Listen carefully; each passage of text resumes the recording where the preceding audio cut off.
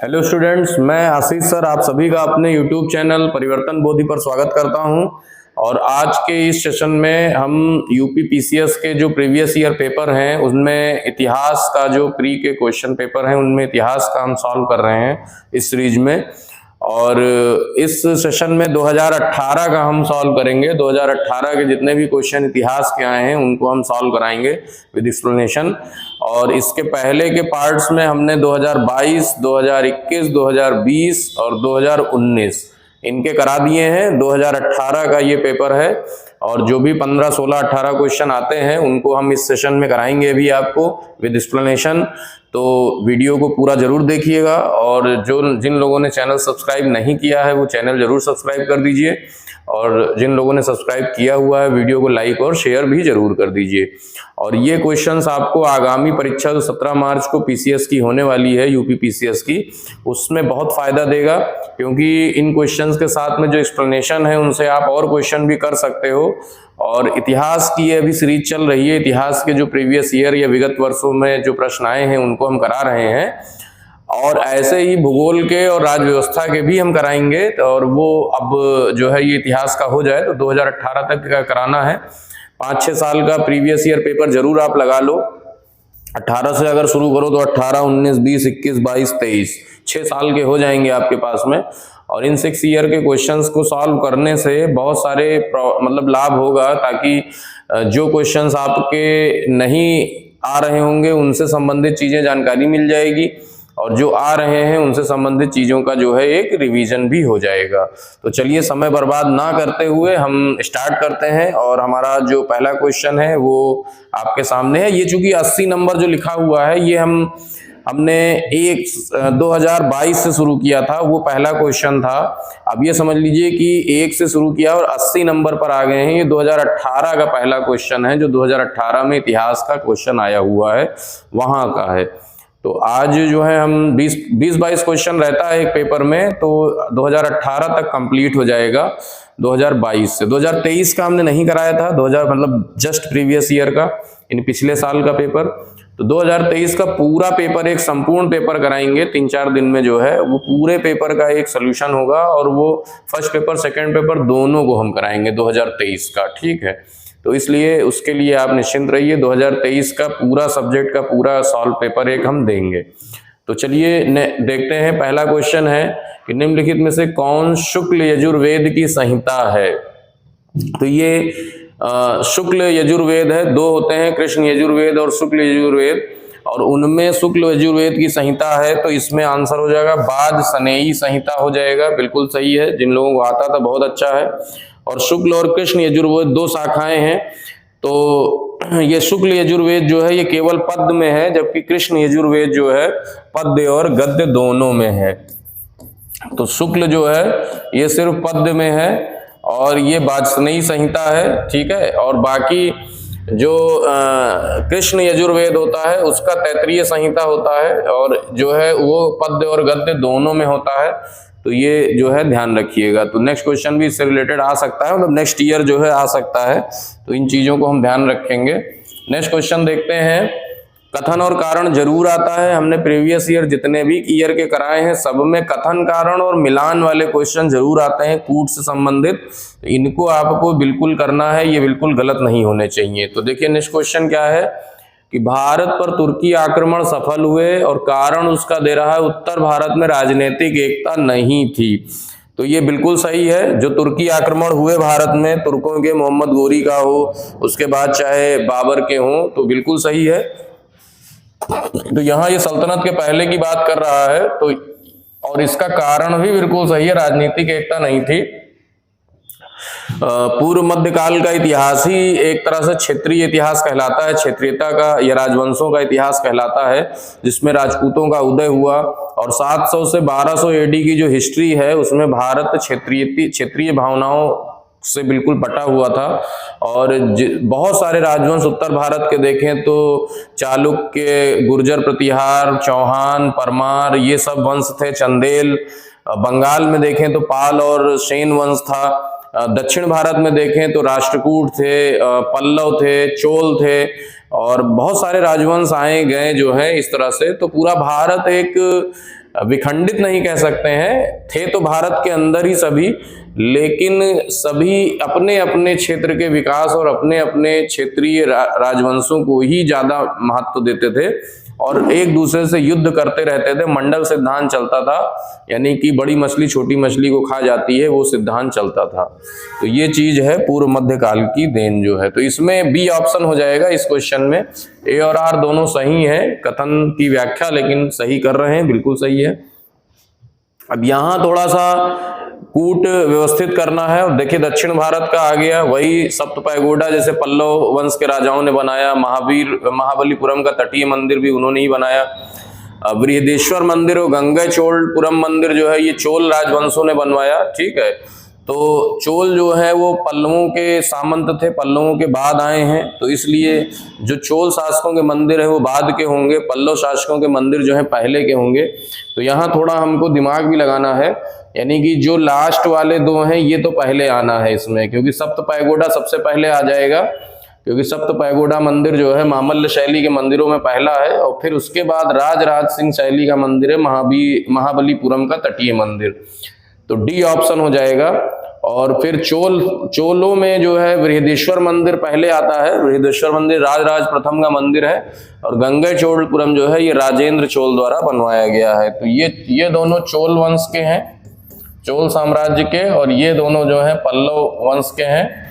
और इनमें भी ये वाला है राज प्रथम का जो पहले थे, और ये वाला है राजेंद्र प्रथम, इसमें ये है नरसिंह वर्मन प्रथम का, और महाबलीपुरम का तटीय मंदिर फिर वो राज सिंह प्रथम का है।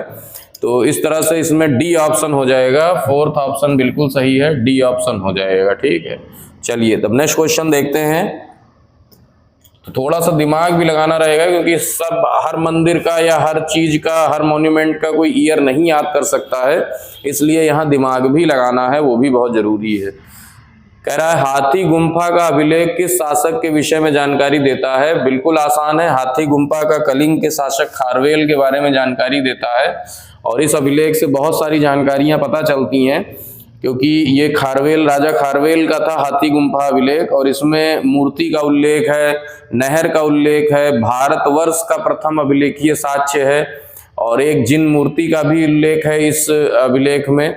और कलिंग के शासक राजा खारवेल ने मगध पर आक्रमण किया और वहां से एक जिन मूर्ति लेकर के आए, इन सब चीजों का उल्लेख है, और बहुत इंपॉर्टेंट अभिलेख है जो है कलिंग का। तो नेक्स्ट क्वेश्चन देखते हैं।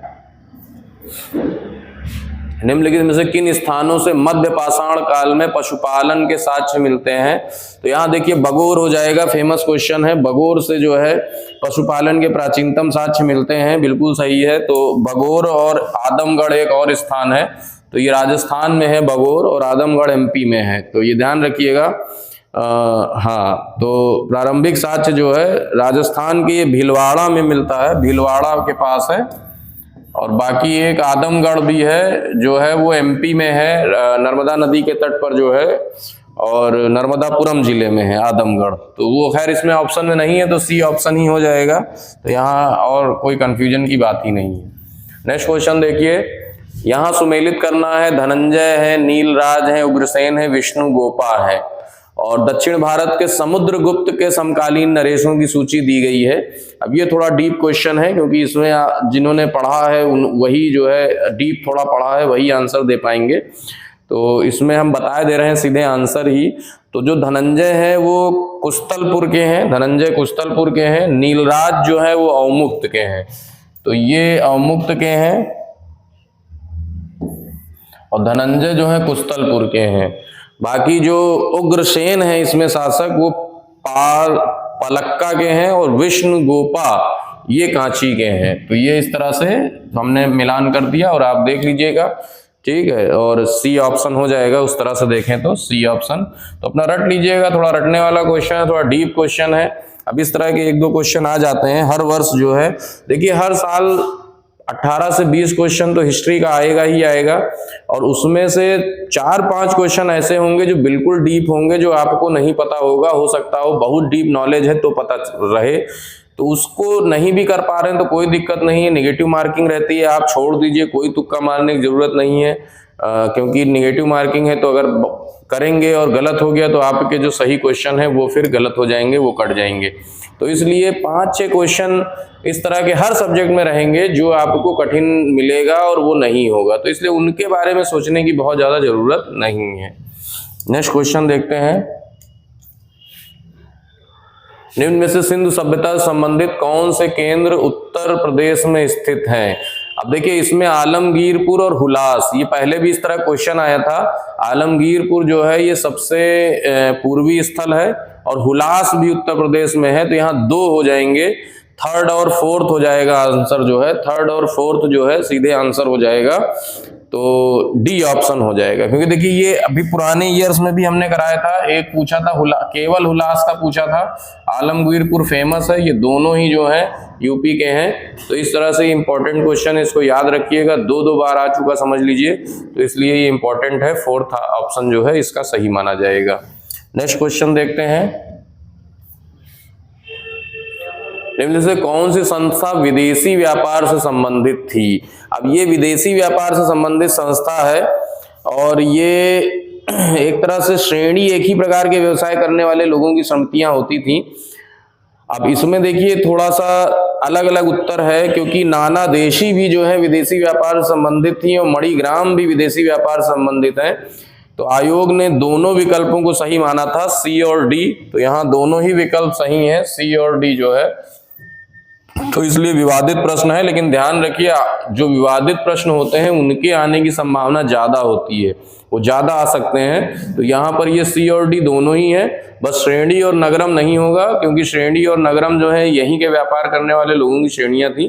तो श्रेणी का मतलब ये होता था कि एक तरह के व्यापार करने वाले लोगों का समूह, उनके हेड होते थे, वो लोन देती थी, जैसे तैली श्रेणी है या गंधिक श्रेणी है, ये सब अपने अपने व्यापारियों को बहुत सारी सुविधाएं भी प्रदान करते थे। तो ध्यान रखिएगा। अब ये है पुष्यमित्र शुंग द्वारा 2 अश्वमेध यज्ञ किए जाने के बारे में जानकारी किस अभिलेख में मिलती है?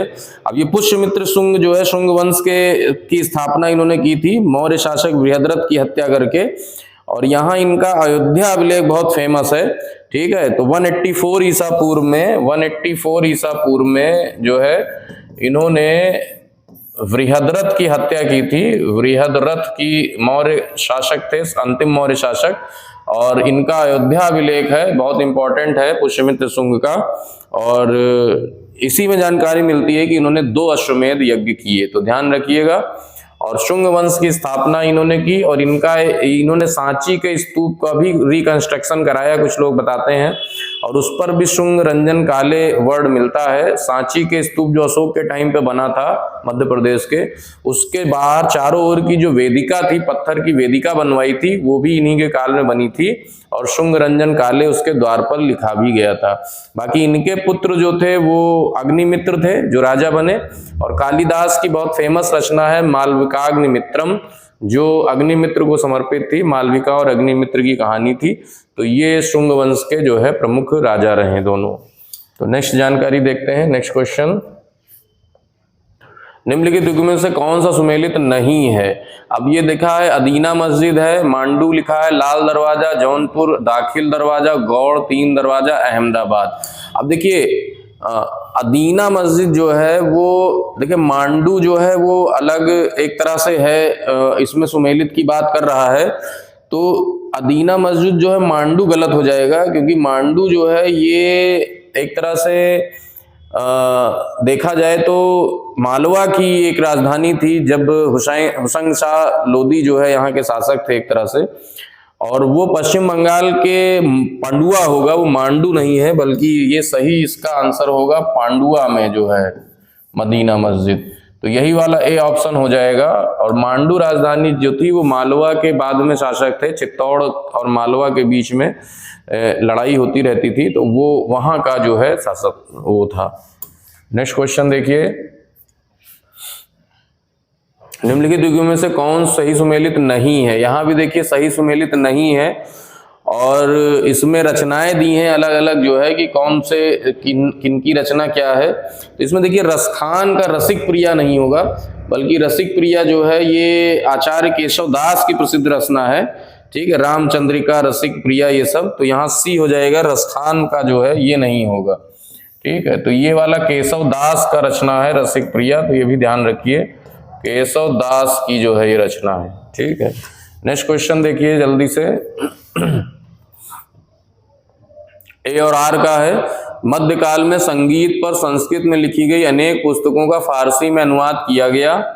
आरंभिक चिश्ती सूफी संत संगीत सभाओं जिन्हें समा जो है जिन्हें कहा जाता था के शौकीन थे। ठीक है, अब यहाँ देखिए दोनों सही हैं, बिल्कुल सही है, लेकिन इसमें एक चीज है कि सही व्याख्या नहीं है, क्योंकि दोनों का एक दूसरे से कोई मतलब कारण की व्याख्या नहीं है। तो यहाँ बी ऑप्शन सही है, बस आप बी ऑप्शन लगा दो, क्योंकि ये भी सही है कि मध्यकाल में संगीत पर बहुत से फारसी अनुवाद भी हुआ है, और जिन्हें समा कहा जाता था के शौकीन थे, ये भी बिल्कुल सही है, लेकिन ये इसकी व्याख्या नहीं कर रहा है, तो इसलिए बी ऑप्शन हो जाएगा। तो यहाँ आप सीधे सीधे बी ऑप्शन लगाएंगे।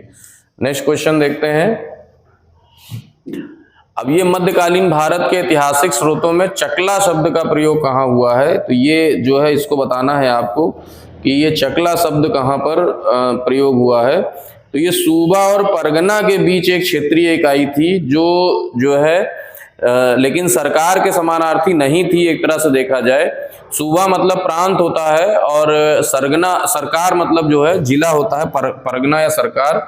लेकिन ये सी ऑप्शन बिल्कुल सही है, परगना भी नहीं था, सरकार भी नहीं था, बिल्कुल सही है।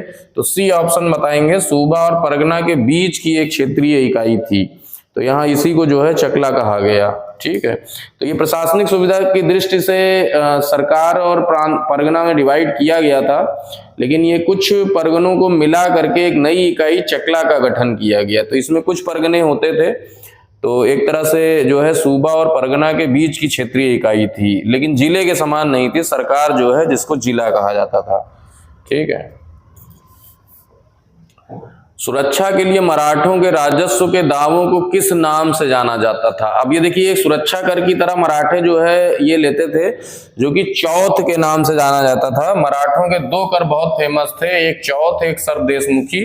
तो सरदेशमुखी वो इसलिए लेते थे क्योंकि मराठों के जो है अपने आप को सरदेशमुख कहते थे, यानी हेड बोलते थे, और उस हिसाब से वो सरदेशमुखी लेते थे।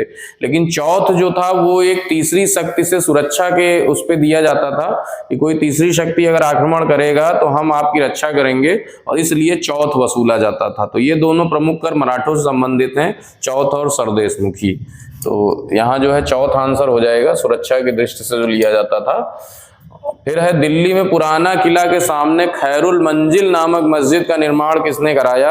अब ये खैरुल मंजिल जो है ये महामनगा का है। पुराना किला के सामने जो है ये एक मदरसा था, और जो है अकबर की जो धाय माँ थी महामनगा, उन्होंने इसका निर्माण कराया था। डी ऑप्शन हो जाएगा, महामनगा। और एक मदरसा की तरह था जो है, मदरसा जो है, तो यहाँ जो है महामनगा हो जाएगा। ये अकबर की धाय माँ थी, और अकबर इनके शासन प्रभाव में भी रहे, जो है जिसको पेटीकोट रूल भी कहा जाता है, यानी पर्दा प्रशासन भी कहा जाता है, पर्दा शासन। ठीक है, तो ये इस तरह से जो है इसका आंसर होगा। नेक्स्ट देखते हैं जो है,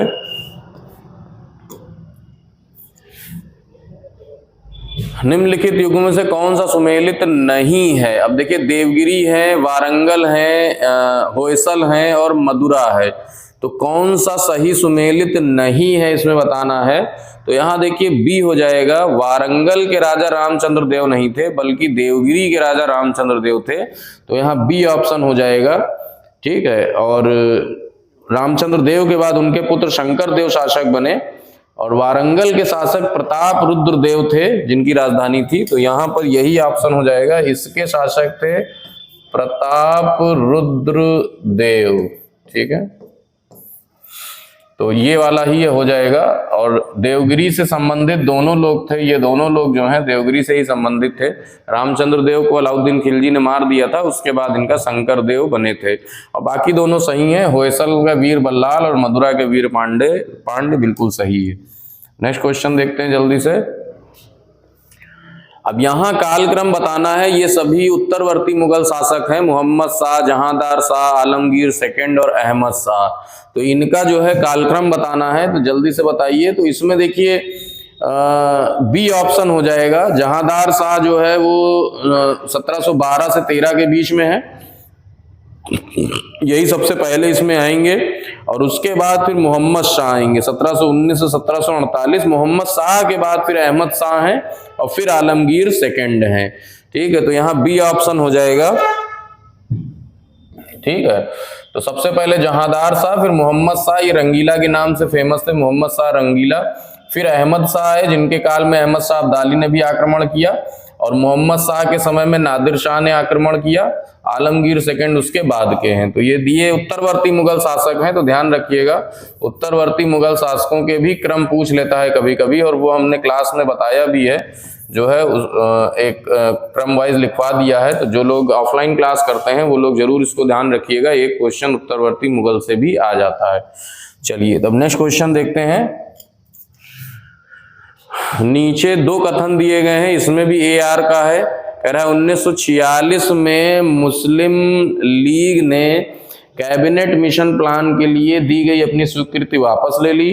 फिर है 1946 में गठित अंतरिम सरकार में मुस्लिम लीग शामिल हुई थी। बिल्कुल सही है, बाद में शामिल हुई, पहले नहीं शामिल हुई थी लेकिन बाद में शामिल हुई थी। बाकी कैबिनेट मिशन प्लान के लिए अपनी स्वीकृति वापस लेती, क्योंकि उसमें पृथक राज्य की मांग को ठुकरा दिया गया था जो है मुस्लिम लीग की, और ये कहा गया था कि पृथक राज्य देने की या पृथक मुस्लिम राज्य बनाने की कोई जरूरत नहीं है। तो इसीलिए मुस्लिम लीग ने उसको स्वीकृति की, अपनी मांग को जो स्वीकृति वापस ले ली। लेकिन जब अंतरिम सरकार का गठन हुआ तो पहले तो उसने विरोध किया, लेकिन बाद में फिर वो शामिल हुई। तो दोनों ही सही है, लेकिन कोई व्याख्या नहीं कर रहा है कथन इस तरह से, क्योंकि आप क्योंकि लगा के पढ़ लो। अगर क्योंकि लगा के ये सही आता है, कथन कारण का सबसे अच्छा तरीका यही है कि अगर कथन और कारण दोनों सही हैं तो कथन के बाद क्योंकि लगा करके उसको आप पढ़ो, और अगर सही बैठ रहा है तब तो सही व्याख्या कर रहा है, अदरवाइज सही व्याख्या नहीं कर रहा। तो ये ध्यान रखिएगा। नेक्स्ट क्वेश्चन देखिए, निम्नलिखित घटनाओं को काल क्रम से व्यवस्थित कीजिए। अब ये भी काल क्रम वाला है, तो ये सब क्वेश्चन थोड़ा सा फैक्ट वाले हैं। इनको अगर आपको ईयर आएगा तभी आप कर पाओगे, नहीं तो नहीं कर पाओगे। तो इसमें डी ऑप्शन हो जाएगा सीधे सीधे। सी सबसे पहले होगा, वुड का घोषणा पत्र जो है ये सबसे पहले है। ठीक है, और ये 1854 में जारी किया गया। वुड का घोषणा पत्र 1854 में जारी किया गया। ठीक है, और ये सभी शिक्षा से संबंधित हैं। देखिए शिक्षा से संबंधित सभी हैं। फिर हंटर आयोग जो है ये रिपन के काल में आया, जो है 82 में। हंटर आयोग जो है रिपन के काल में आया 1882 में। फिर सैडलर आयोग जो है, सैडलर आयोग 1917 में आया। और सार्जेंट कमीशन जो है ये सबसे बाद का है, सार्जेंट योजना 1944 की है। ठीक है, और सारे की सारी शिक्षा से रिलेटेड हैं, तो यहाँ डी ऑप्शन हो जाएगा। सीधे सीधे डी ऑप्शन मार देंगे, CABD बिल्कुल सही है। चलिए तब नेक्स्ट क्वेश्चन देखते हैं जल्दी से। निम्नलिखित नेताओं में से किसने क्रांतिकारी संगठन अभिनव भारत समाज की स्थापना की? बहुत इंपॉर्टेंट क्वेश्चन है, बहुत बार पूछा है। और अभिनव भारत समाज की स्थापना विनायक दामोदर सावरकर ने की। पहले इन्होंने मित्र मेला नाम से संगठन शुरू किया था, इसका पुराना नाम था मित्र मेला, और फिर बाद में इन्होंने इसका नाम अभिनव भारत समाज कर दिया था या अभिनव भारत कर दिया था। तो ये 1904 में इन्होंने नाम बदल दिया था, अभिनव भारत समाज कर दिया था। और पहले इन्होंने मित्र मेला नाम से ये एक गुप्त संगठन शुरू किया था जो क्रांतिकारी गतिविधियों को अंजाम देता था। ठीक है, तो ये ध्यान रखिएगा। नेक्स्ट क्वेश्चन है, निम्नलिखित में से कौन सा सुमेलित नहीं है? तो इसमें देखिए संथाल वाला बिल्कुल सही है, 1855 सही है। कोल भी 1831 सही है। इसमें डी ऑप्शन हो जाएगा, क्योंकि अहोम विद्रोह 1815 गलत हो जाएगा। ठीक है, तो ये ध्यान रखिएगा। अहोम विद्रोह जो है वो 1828 के समय का है। तो ये गोमधर कुंवर के नेतृत्व में 1828 में अहोम मतलब असम क्षेत्र, वहां विद्रोह प्रारंभ किया गया था, जिसे पहले दबा दिया गया था। तो ये 1828 होगा। ठीक है, तो ये ध्यान रखिएगा, यही वाला गलत है। और इसमें गोमधर कुंवर, इनके जो नेतृत्व करता थे उसको भी याद कर लीजिए, गोमधर कुंवर, इनके नेतृत्व में। बाद में अंग्रेजों ने इसको दबा दिया था। ठीक है, चलिए तब नेक्स्ट क्वेश्चन देख लेते हैं। और ये सारे क्वेश्चन जो है अभी 2018 वाले ही चल रहे हैं। तो इसमें ये क्वेश्चन है, निम्नलिखित गवर्नर जनरल में से किसने कांग्रेस को अत्यधिक अल्पसंख्यक लोगों का प्रतिनिधित्व करने वाली कहकर उपहास किया था। तो इसमें सीधे डफरिन हो जाएंगे, क्योंकि डफरिन ही कांग्रेस का ज्यादा उपहास करते रहते थे। सूक्ष्मदर्शी अल्पसंख्यकों की संस्था बताया था, मजाक उड़ाया था इनका, बोला था सूक्ष्मदर्शी अल्पसंख्यकों की संस्था। तो लॉर्ड डफरिन हो जाएगा, बिल्कुल सही है, डफरिन को ही लगाना है। नेक्स्ट क्वेश्चन देखो, निम्नलिखित में कौन सा सुमेलित नहीं है। तो यहाँ भी ये जो राजा हैं उनसे रिलेटेड है। तो इसमें लियाकत अली का संबंध इलाहाबाद से है, लखनऊ से नहीं है। बाकी से सही विकल्प सही है। तो यहाँ लियाकत अली का संबंध जो है ये फैजाबाद से है, बल्कि फैजाबाद में जो है ये जब 1857 का विद्रोह था तो लियाकत अली वहां संबंधित थे। तो यही वाला हो जाएगा।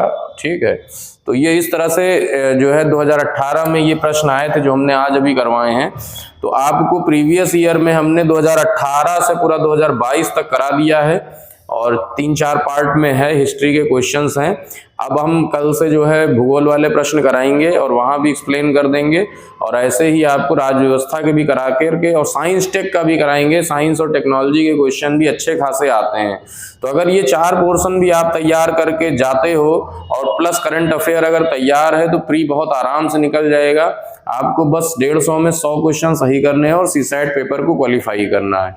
तो बहुत आराम से प्री निकल जाएगा, कोई घबराने की जरूरत नहीं। और इधर क्वेश्चन पेपर ज्यादा से ज्यादा सॉल्व करिए और जो भी पढ़ा है उसको रिवीजन खूब करिए, क्योंकि अब ज्यादा समय नहीं बचा है। आज 28 तारीख हो गई है, 17 को पेपर है, 15-16 दिन बचे हैं। इनमें आप अच्छे से पेपर सारे कर लीजिए और जो भी पढ़ा है उसको एक बार रिवाइज कर लीजिए। तो थैंक यू वेरी मच, और फिर हम मिलते हैं नेक्स्ट वीडियो में और नेक्स्ट प्रीवियस ईयर पेपर्स के साथ में। Thank you very much.